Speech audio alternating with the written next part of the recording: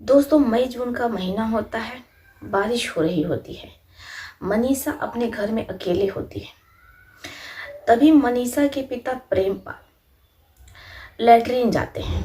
लेकिन जब वो लैट्रिन से बाहर निकलते हैं तो उनकी नज़र अपनी बेटी के कमरे में पड़ती है। तो वो देखते हैं कि उनकी बेटी मनीषा, जिसे ठंडी लग रही है क्योंकि बारिश कई दिनों से हो रही थी। ऐसे में मौसम ठंडा हो जाता है। प्रेमपाल को लगता है कि वो अपनी बेटी को चादर उड़ा दें, इसलिए वो कपड़ से चादर निकालते हैं और अपनी बेटी मनीषा को चादर उड़ाने लगते हैं। लेकिन तभी उनकी नज़र मनीषा के शरीर पर पड़ जाती है और जैसे ही प्रेमपाल की नज़र बेटी पर पड़ती है तो फिर उनकी नीयत बिगड़ जाती है और फिर वो पूरी रात अपनी बेटी के साथ करते रहते हैं। मनीषा पूरी कोशिश करती है खुद को बचाने की, लेकिन पिता जिनके चंगुल से वो खुद को बचा नहीं पाती है। मनीषा की माँ मायके गई रहती है। घर में मनीषा अकेले रहती है। अब ऐसे में पूरी रात प्रेमपाल मनीषा के साथ लगातार ये सब कुछ करते रहते हैं। जब सुबह होती है, मनीषा खुद को संभालती है और वो अपनी माँ को फोन लगा रही होती है, लेकिन प्रेमपाल अपनी बेटी का फोन छीन करके अपने पास रख लेते हैं। मनीषा चलने की, उठने की कोशिश करती है, लेकिन प्रेमपाल ने मनीषा की हालत इतनी खराब कर दी थी कि मनीषा सही से चल भी नहीं पा रही थी। अब मनीषा पूरा दिन ऐसे बेड पर पड़ी रहती है, लेकिन प्रेमपाल लगातार अपनी बेटी के साथ ये सब कुछ कर रहे होते हैं। लगभग 3 दिनों तक प्रेमपाल मनीषा के साथ सारी हदें पार कर देते हैं। अब तीसरे दिन जब मनीषा की माँ घर पर आती है तो वो अपनी बेटी की ऐसी दुर्दशा देखती है तो अपनी बेटी से पूछती है कि आखिर उसके साथ क्या हुआ। लेकिन मनीषा अपनी माँ को कुछ भी नहीं बताती। वो अपनी माँ से कहती है कि उसकी तबीयत बहुत खराब थी क्योंकि वो बारिश में भीग गई थी। अब ऐसे में मनीषा की माँ वैशाली को लगता है कि उनकी बेटी बिल्कुल सही कह रही है क्योंकि मनीषा को तेज बुखार रहता है। अब माँ अपनी बेटी मनीषा को बुखार की दवाइयाँ देती हैं, उसकी देखभाल करती हैं। 1 हफ्ते के अंदर मनीषा बिल्कुल अच्छी हो जाती है और इसके बाद वो अपने कॉलेज जाती है और अपने एग्ज़ाम की तैयारियां करने लगती है क्योंकि मनीषा का बीए का एग्ज़ाम होने वाला रहता है। मनीषा बीए फर्स्ट ईयर की स्टूडेंट रहती है, लेकिन मनीषा के पिता उसका कॉलेज जाना बंद करवा देते हैं क्योंकि उन्हें अब ये डर सताने लगता है कि अगर उनकी बेटी मनीषा ज़्यादा पढ़ लिख लेगी तो कहीं ऐसा ना हो कि फिर मनीषा उनके खिलाफ जाकर के केस कर दे और उन्हें जेल हो जाए। इसलिए मनीषा के पिता मनीषा का कॉलेज जाना छुड़वा देते हैं और वो जल्द से जल्द मनीषा की शादी कर देना चाहते हैं। लेकिन मनीषा अपने पिता और माँ को समझाती है कि वो आगे पढ़ना चाहती है, एमए करना चाहती है, लेकिन मनीषा के पिता मनीषा की एक नहीं सुनते हैं और वो मनीषा के लिए लड़का खोजने लगते हैं। मनीषा के पिता प्रेमपाल मनीषा के लिए एक लड़का पसंद कर लेते हैं, लड़का जो कि बैंक में कर्मचारी रहता है। अब ऐसे में लड़के की सरकारी नौकरी रहती है, वो मैनेजर रहता है। मनीषा अपने पिता को और माँ को मना नहीं कर पाती है। इसके बाद लड़के के परिवार वाले मनीषा को देखने आते हैं। एक नज़र में ही उन्हें मनीषा पसंद आ जाती है। बड़े ही धूमधाम से मनीषा की मंगनी सुरेश से होती है। दोनों परिवार एक दूसरे का मुंह मीठा करते हैं और उसी समय शादी की तारीख भी तय हो जाती है। दोनों परिवार में शादी की तैयारियां बड़े ही जोरों शोरों से चल रही होती है। वो समय भी आता है, मनीषा दुल्हन बनती है और अपने पति सुरेश के आने का इंतजार करने लगती है। सुरेश बारात लेकर के मनीषा के घर आता है। मनीषा के चेहरे पर खुशी नहीं रहती है, वो खुश नहीं रहती है। किसी तरीके से वो विदा होकर के ससुराल तो पहुंच जाती है, लेकिन शादी की पहली रात ही मनीषा लापता हो जाती है। अब किसी को कुछ समझ में नहीं आता है कि मनीषा गई तो कहाँ गई।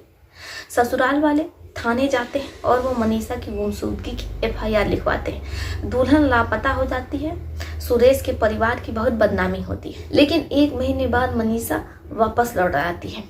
वो अकेले नहीं रहती है, बल्कि उसके साथ एक लड़का भी रहता है जिसका नाम दीपू रहता है।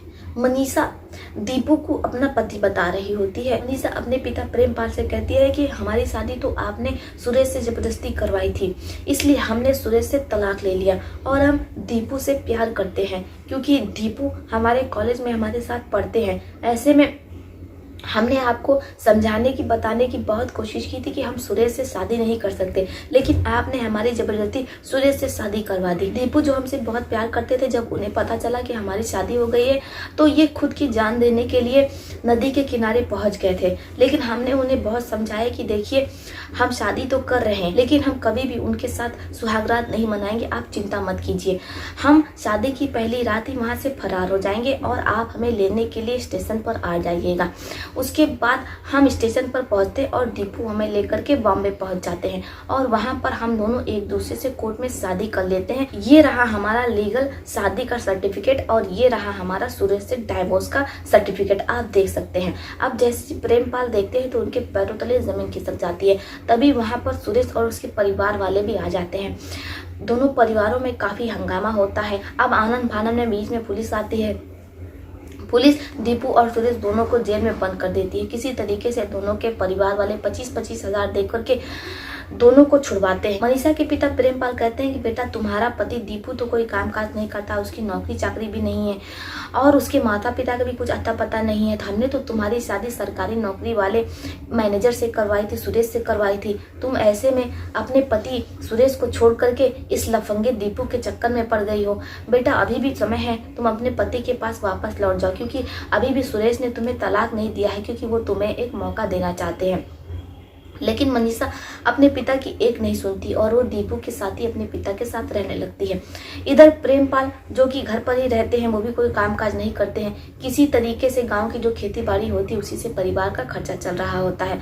लेकिन इधर दीपू, जिसके बहुत बड़े बड़े ख्वाब रहते हैं, वो लग्जीरियस लाइफ जीने का शौकीन रहता है। अब ऐसे में मनीषा को कुछ समझ में नहीं आता है कि वो अपने प्रेमी दीपू को लग्जीरियस लाइफ कैसे दिलवाए और कैसे उसके लिए क्या करे, क्योंकि दीपू जिसे महंगे कपड़े पहनने का, महंगी गाड़ियों में चलने का और महंगी घड़ी लगाने का शौक रहता है। ऐसे में वो मनीषा को अक्सर धमकाया करता है कि अगर वो उसके सारे शौक पूरी नहीं करेगी तो फिर वो उससे तलाक ले लेगा। और इधर मनीषा जो दीपू से बहुत प्यार करती है, बेइंतहा उसे चाहती है और वो अपना पूरा जीवन उसी के साथ जीना चाहती है, रहना चाहती है। अब मनीषा को कुछ समझ में नहीं आता है कि वो करे तो क्या करे, इसलिए वो दीपू के साथ मिलकर के कॉलेज की भोली भाली लड़कियों को दीपू के पास लेकर के आती है और फिर दीपू उसके साथ गलत काम करता है और मनीषा चुपके से उसका वीडियो बना लेती है, उनको ये वीडियो बेच दिया करती। इससे उसके पास बहुत से पैसे आ रहे होते हैं। मनीषा हर दिन कॉलेज आती और कॉलेज की भोली भाली लड़कियों को वो बहला फुसला करके अपने घर लेकर के आती। अब जैसी वो लड़कियां घर आती, मनीषा उनसे दोस्ती कर लेती और फिर उन्हें चाय में कुछ ऐसी गोलियां मिला करके खिला देती जिससे कि वो लड़कियां बेहोश हो जाती। अब जैसी वो बेहोश होती, दीपू उनके पास जाता और उन लड़कियों के साथ वो संबंध बनाता। ऐसे ही करके मनीषा ना जाने कितनी लड़कियों को दीपू के पास लेकर के आती और फिर दीपू बारी बारी से उन लड़कियों के साथ ये सब कुछ करता रहता। मनीषा वीडियो बनाती और फिर उसे वो महंगे दामों में बेच दिया करती। अब ऐसे सब कुछ चल रहा होता है। लेकिन एक दिन प्रेमपाल अपनी आंखों से सब कुछ देख लेते हैं और उन्हें जैसे इस घिनौने कारनामे के बारे में पता चलता है, प्रेमपाल अपनी बेटी मनीषा और अपने दामाद दीपू को समझाने की कोशिश करते हैं। लेकिन पिता के बहुत समझाने पर भी मनीषा अपने पिता की एक नहीं सुनती है और वो उल्टा अपने पिता को धमकाने लगती है। इधर जब बेटी नहीं मानती है तो प्रेमपाल दामाद को समझाने की कोशिश करते हैं कि वो उनकी बेटी की गलत चीजों में उसका साथ ना दे। लेकिन दीपू, जिसे पैसों का लालच अपनी ओर खींचे जा रहा था, और वो अपने ससुर की कही हुई बात को नजरअंदाज कर देता है। इसके बाद वो लोग लगातार भोली भाली लड़कियों को लेकर के आते और फिर उनके साथ गलत काम करते हैं। ऐसे में ना जाने कितनी लड़कियों की जिंदगियां बर्बाद हो जाती हैं, क्योंकि जितनी भी लड़कियों का दीपू इस्तेमाल कर लेता, अब जब उनकी शादी होती तो उनका दूल्हा शादी की पहली रात ही उन्हें तलाक दे देता, क्योंकि उसे पता चल जाता कि इन लड़कियों ने शादी से पहले वो सब कुछ कर लिया है जो कि पति पत्नी शादी के बाद बंद कमरों में करते हैं। ऐसे में प्रेमपाल, जिन्हें उन लड़कियों की चिंता सताती है, उन्हें कुछ समझ में नहीं आता है कि वो करे तो क्या करे। वो अपनी पत्नी से भी पूरी बात बताते हैं, लेकिन पत्नी भी अपनी बेटी और अपने दामाद के साथ ही रहती है और उल्टा अपने पति को धमकाने लगती हैं कि जो कुछ भी जैसे चल रहा है वैसे ही चलने दीजिए, वरना अंजाम अच्छा नहीं होगा। आप देख नहीं रहे हैं कि कितने पैसे आ रहे हैं, हमारे पास इतने पैसे आ जाएंगे, हम बॉम्बे में बहुत बड़ा सा फ्लैट ले लेंगे, लग्जरियस फ्लैट लेंगे और वहां पर आप भी ऐश कीजिएगा। आप तो कोई काम काज करते नहीं है, अगर हमारी बेटी और हमारा दामाद कुछ काम कर रहे हैं, उससे पैसे आ रहे हैं, तो इसमें बुराई ही क्या है। अब प्रेमपाल अपनी पत्नी को समझाते तो क्या समझाते, जिन्हें इतने बुरे कामों में भी कोई बुराई नजर नहीं आ रही है।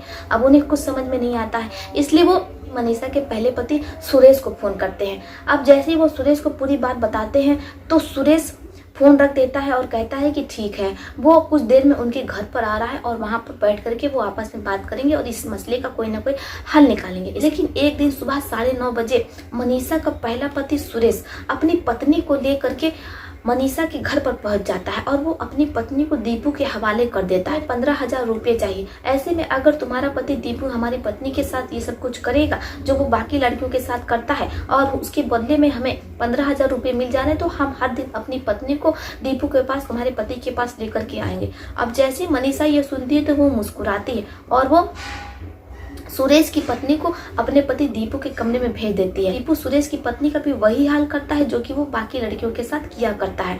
अब सुरेश का ये रोज का हो गया, तो सुरेश हर दिन अपनी पत्नी को लेकर के आता और वो दीपू के कमरे में उसे छोड़ जाता। इसके बाद 4 घंटे बाद वो वापस आता और अपनी पत्नी को लेकर के चला जाता। यहाँ तक सब कुछ बिल्कुल ठीक रहता है, लेकिन अब तो सुरेश ने हद ही पार कर दी थी, क्योंकि एक दिन वो अपनी पत्नी और अपनी बेटी दोनों को लेकर के आता है। अब जैसे प्रेमपाल अपनी आंखों से सब कुछ देखते हैं तो उनकी आंखों से खून निकलने लगता है। उनकी मौजूदगी में उनके घर में ही इतना कुछ गलत हो रहा है और वो कुछ नहीं कर पा रहे हैं। वो सुरेश के आगे हाथ जोड़ लेते हैं और कहते हैं कि देखो, तुम्हारी पत्नी तो शादीशुदा है, इसलिए तुमने अपनी पत्नी के साथ जो कुछ भी किया, चलो कोई बात नहीं, यहाँ तक सब कुछ बिल्कुल ठीक है, लेकिन ये तुम्हारी बेटी है। अगर तुम अपनी बेटी को हमारे दामाद दीपू के हवाले कर दोगे तो फिर तुम्हारी बेटी तो कहीं भी मुंह दिखाने के लायक नहीं रहेगी।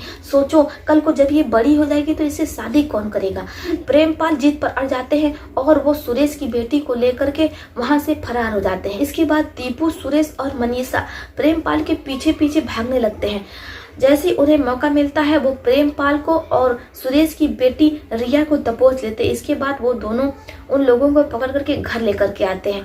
अब यहाँ पर दीपू, मनीषा और सुरेश इतने ज्यादा प्रेमपाल से चिढ़ जाते हैं कि वो प्रेमपाल के सामने ही रिया के साथ वही सब कुछ करते हैं जो उन्हें नहीं करना चाहिए। इधर प्रेमपाल की आंखों से आंसू गिरने लगते हैं। प्रेमपाल खुद को इतना असहाय महसूस करते हैं कि उनके ही सामने एक लड़की जिसकी इज्जत लुट रही होती है और वो सब कुछ देख रहे होते हैं, वो कुछ कर नहीं पाते हैं। अब ऐसी सुबह तक लगातार दीपू रिया के साथ ये सब कुछ करता रहता है। इधर मनीषा वीडियो बनाती रहती है। इसके बाद सुरेश, रिया का पिता, 25,000 रुपये लेता है और वो अपनी बेटी और अपनी पत्नी को लेकर के वहां से चला जाता है।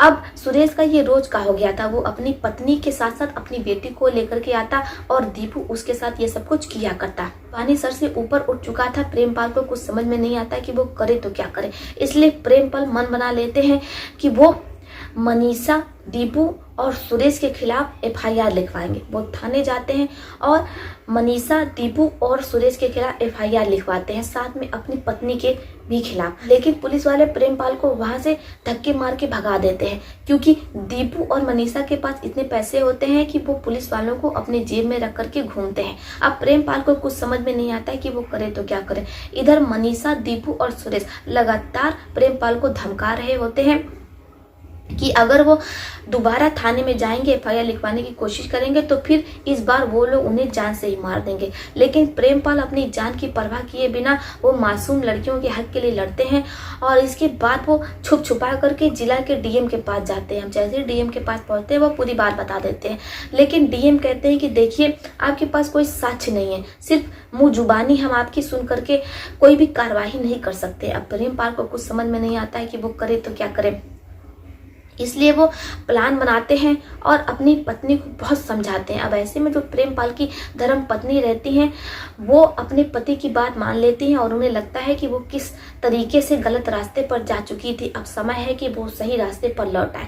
इसलिए वो अपने पति के कहने पर एक छोटा सा स्पाई कैमरा लेकर के आती हैं और उसे घर के हर कोने में फिट कर देती हैं। अब जैसे ही दीपू भोली भाली लड़कियों की इज्जत तार तार करता, वो सब कुछ कैमरे में रिकॉर्ड हो जाता है। प्रेमपाल की पत्नी रागिनी छुप छुपा करके DM कार्यालय पहुंचती हैं वो डीएम साहब को कैमरा थमा देती हैं। जैसे डीएम साहब वीडियो देखना शुरू करते हैं तो उनके पैरों तले जमीन खिसक जाती है, क्योंकि दीपू ने ना जाने कितनी भोली वाली लड़कियों का जीवन बर्बाद कर दिया अपनी धर्म पत्नी के साथ मिलकर के और उसके तलाकशुदा पति के साथ मिलकर के। इससे पहले कि डीएम साहब दीपू के घर पहुंचते उसे अरेस्ट करते, तभी वहां पर पुलिस वाले आ जाते हैं पूरा अपना थाने का बल लेकर के, और वो वहां से प्रेमपाल को गिरफ्तार करके थाने ले आते हैं। प्रेमपाल को जेल में बंद कर देते हैं और प्रेमपाल पर संगीन धाराओं के अंतर्गत मुकदमा दर्ज होता है। डीएम साहब जो हैरान परेशान कि आखिर प्रेमपाल के साथ क्या हुआ, अब वो भी कोर्ट पहुंचते हैं, क्योंकि कोर्ट में ही प्रेमपाल का मुकदमा चल रहा होता है। यहाँ पर उनकी बेटी मनीषा अपने ही पिता पर दुष्कर्म का आरोप लगा देती है। डीएम साहब को कुछ भी समझ में नहीं आ रहा होता है, तभी प्रेमपाल कटघरे में खड़े होते हैं और वो अपना जुर्म कबूल कर लेते हैं। उन्होंने अपनी बेटी मनीषा के साथ गलत किया है। जब उनकी पत्नी रागिनी अपने मैके गई हुई थी, तभी वो मौके का फायदा उठा करके अपनी बेटी के साथ गलत काम करते हैं। उन्हें इस बात का कोई पछतावा नहीं है। अब जैसे जज साहब ये सुनते हैं तो वो प्रेमपाल को फांसी की सजा सुनाते हैं। इसके बाद प्रेमपाल जिन्हें सजा हो जाती है फांसी की, और लगभग 10 दिनों बाद ही प्रेमपाल को फास्ट ट्रैक में मुकदमा चला करके फांसी की सजा होनी रहती है। अब इधर डीएम साहब जिन्हें कुछ समझ में नहीं आता है कि इधर प्रेमपाल जो कि अपनी बेटी और अपने दामाद के खिलाफ मुकदमा दर्ज करवाने आए थे, और उनके पास जो साक्ष्य है उनके दामाद, उनकी बेटी मनीषा और मनीषा के तलाकशुदा पति सुरेश के खिलाफ, वो क्या है। अब डीएम साहब जो पूरी गुत्थी को सुलझाने में लग जाते हैं, लेकिन एक और उनके कानों में बार बार प्रेमपाल का बयान आ रहा होता है। प्रेमपाल ने खुद कटघरे में जज साहब के सामने खड़े होकर के ये बयान दिया कि अपनी बेटी की इज्जत लूटी, और जेल जाने से बचने के लिए उन्होंने ये पूरा षड्यंत्र रचा कि उनकी बेटी और उनका दामाद मिलकर के भोली भाली लड़कियों के साथ गलत कर रहे हैं। डीएम साहब जिन्हें कुछ समझ में नहीं आता है कि वो करे तो क्या करे। अब डीएम साहब पूरी रात सोते नहीं हैं, वो मामले की जांच पड़ताल शुरू करते हैं अपने 2-4 साथियों के साथ मिलकर के। एक तरफ प्रेमपाल जिसे 10 दिनों के बाद फांसी होने वाली थी, एक एक दिन का समय निकलता जा रहा है, लेकिन डीएम साहब ठान लेते हैं कि वो इस केस को सुलझा कर रहेंगे, असली दोषी को उसके गुनाहों की सजा दिलवा करके रहेंगे, चाहे साक्ष्य जो भी हों। जैसे जैसे वो अपनी तहकीकात आगे बढ़ाते हैं तो उनके हाथ कुछ ऐसा लगता है कि उनके होश उड़ जाते हैं। यहाँ पर थाने के कुछ दरोगा भी दीपू और उसके साथ मिले रहते हैं। डीएम साहब कोर्ट से इजाजत लेकर के प्रेमपाल से मिले जाते हैं। अब किसी तरीके से उन्हें इजाजत मिलती है, वो प्रेमपाल से मिलने जाते हैं और प्रेमपाल से पूछते हैं कि देखिए प्रेमपाल जी, कुछ दिनों में तो आपको फांसी की सजा हो जाएगी। हम जानते हैं कि आपने ऐसा कोई जुर्म नहीं किया है, गुनाह नहीं किया है, लेकिन अगर आप हमें पूरी सच्चाई बताएंगे तो हो सकता है कि हम आपको बचा सकें।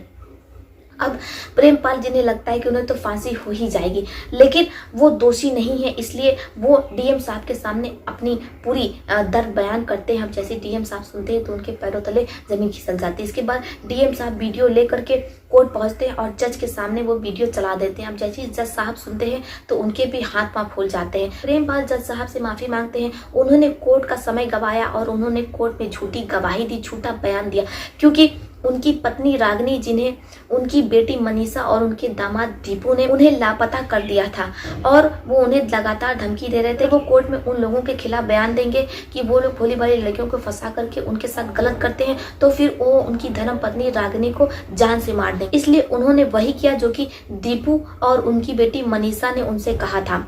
दीपू और मनीषा ने उनसे कहा था कि वो कोर्ट में ऐसा बयान थे कि उन्होंने अपनी बेटी के साथ गलत किया और इस काम के लिए उन्हें फांसी मिलनी चाहिए। अब जैसी जज साहब के सामने सच्चाई आती है, वो मनीषा और उसके पति दीपू और उसके पहले पति सुरेश को गिरफ्तार करके संगीन धाराओं के अंतर्गत मुकदमा दर्ज करके जेल भेज देते हैं। जज साहब प्रेमपाल को बाइज्जत बरी कर देते हैं और डीएम साहब से कहते हैं प्रेमपाल तो इनाम के हकदार है, क्योंकि ये सच्चे देशभक्त है। इन्होंने मासूम लड़कियों के जीवन बचाने का पूरा प्रयास किया और ऐसे में उन्होंने अपना जीवन बर्बाद कर लिया। अगर इन्हें फांसी हो जाती तो हम खुद को माफ नहीं कर पाते। इन्होंने अपनी जान की परवाह किए बिना वो उन मासूम लड़कियों के लिए लड़ते रहे जिनका जीवन बर्बाद हो रहा था। ऐसे में प्रेमपाल इनाम के हकदार है, इन्हें इनाम से नवाजा जाए। अब जैसे प्रेमपाल ये सुनते हैं तो उनकी आंखों से आंसू गिर जाता है। इसके बाद पुलिस वाले किसी तरीके से उनकी धर्मपत्नी रागिनी को खोजते हैं। अब प्रेमपाल अपनी पत्नी रागिनी के साथ वो शहर छोड़ देते हैं, नए शहर में, गुमनाम शहर में अपनी धर्मपत्नी के साथ हंसी खुशी रहने लगते हैं। आशा करते हैं दोस्तों कि आपको ये कहानी बेहद पसंद आई होगी। आपका इस पर क्या सुझाव, आप अपनी अपनी राय हमें कमेंट बॉक्स में लिख सकते हैं। दोस्तों, इस प्रकार की कहानी सुनाना हमारा कोई उद्देश्य नहीं होता है। आप लोग इस प्रकार की कहानियां ज्यादा सुनना पसंद करते हैं, इसलिए हम आप लोगों के लिए इस प्रकार की कहानियां, घटनाएं खोज करके लाते हैं और आपके सामने प्रस्तुत करते हैं। तो चलिए फिर चलती हुई मिलती हूँ आपसे किसी और कहानी में। तब तक के लिए आप अपने परिवार का ध्यान रखिए। आदाब, नमस्कार।